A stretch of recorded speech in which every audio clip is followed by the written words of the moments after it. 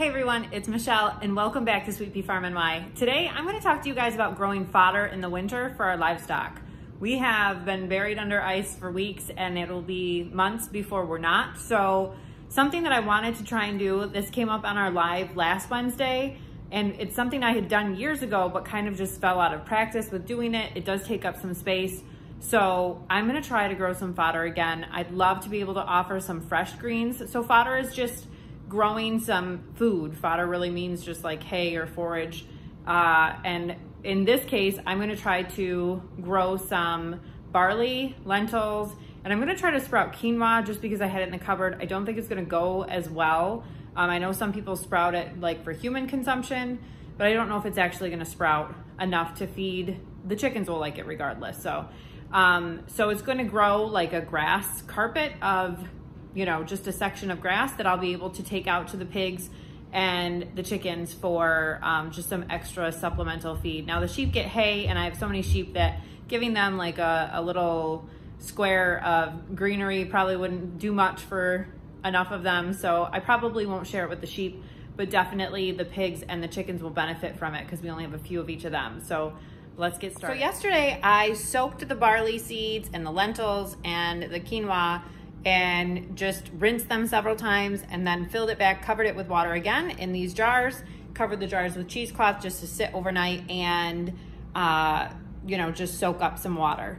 So now we're going to take the soaked seeds that I've now drained out and put them on some paper bags. I had intended to get more trays from the Dollar Tree last night, but I didn't end up going. So my sister said that she's used like paper grocery bags in the past, so I'm just gonna try that. It just needs something that kind of holds a little moisture and kind of, you know, something to hold onto them on the bottom.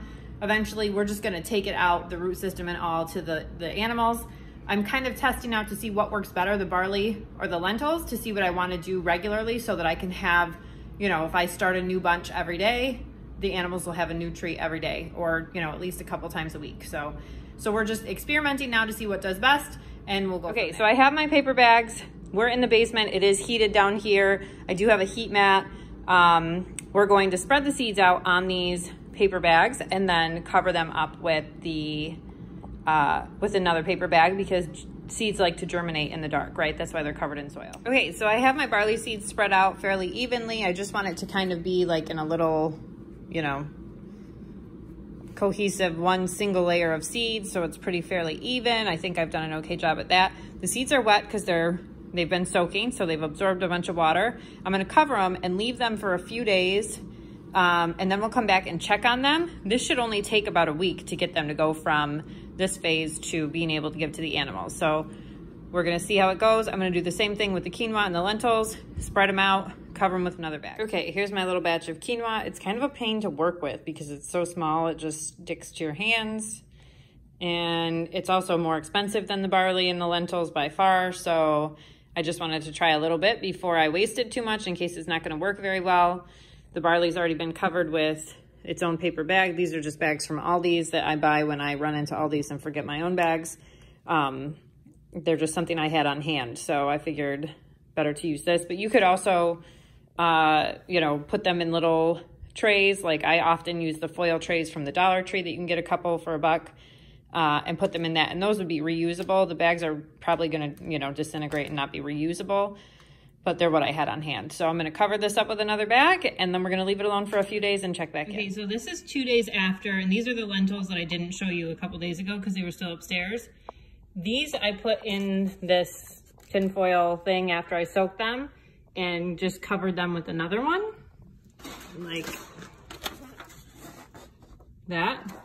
And these are doing really well. The barley and quinoa is doing basically nothing.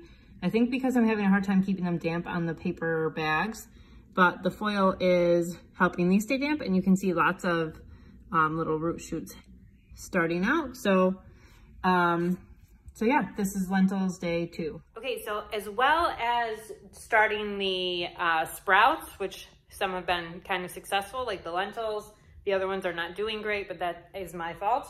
I'm also starting some microgreens. I got these trays off Amazon. I'll post the link below. And I've been soaking them overnight, so I'll show you those. So these are the Yardway 100-piece seed sprouting germination papers that I bought. I'll put a link for them down below too. I bought them all off Amazon. They just fit in these little trays with the seeds. You can use them to cover the seeds if you're doing something like wheatgrass, or in this case with the broccoli seeds, I'm gonna put it underneath so that they don't fall through those little holes. Okay, so we have them in the top layer now. I put the paper underneath. I've got fresh water in the green part, like the little reservoir. Some seeds have fallen through, but that's okay.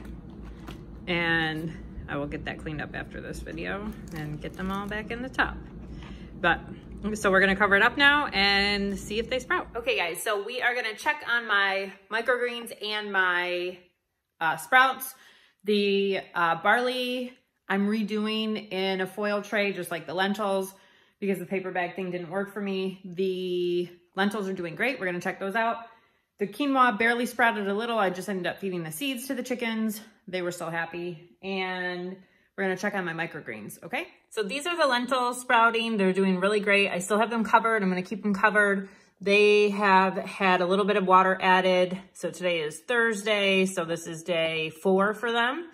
And hopefully they really take off here in a couple days. But as you can see, lots of stuff going on, lots of growth. Microgreens are just on day 3, and it doesn't look like a lot's going on, but if you look super close, there's little shoots coming out of the seeds. So that's encouraging that the right things are happening.